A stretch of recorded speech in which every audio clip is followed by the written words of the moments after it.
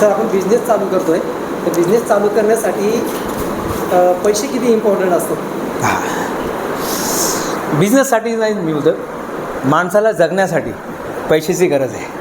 म्हणजे माणूस जन्माला येतो आणि शेवटपर्यंत त्याला पैशाची गरज लागते. त्यामध्ये बिझनेस हा एक छोटासा भाग आहे त्याचा.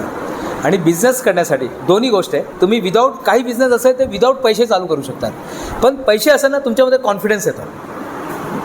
पैसे नसेल तरी तुम्ही बिझनेस चालू करू शकतात. असं कितीतरी बिझनेस आहे मॅडम आपल्याकडे की ते तुम्ही विदाऊट पैशानी चालू करू शकतात.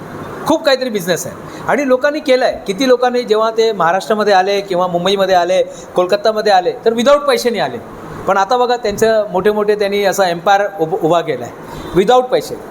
मी गुलाब पाटील सर आहे आमचे, गुलाब पाटील सर इथे सम्राट शाळा म्हणून आहे कल्याणमध्ये. त्यांनी आपली स्टोरी सांगितली की जेव्हा मी मुंबईला आलो तर मी स्टेशनला झोपलो होतो. माझ्याकडे काही पैसे नव्हते.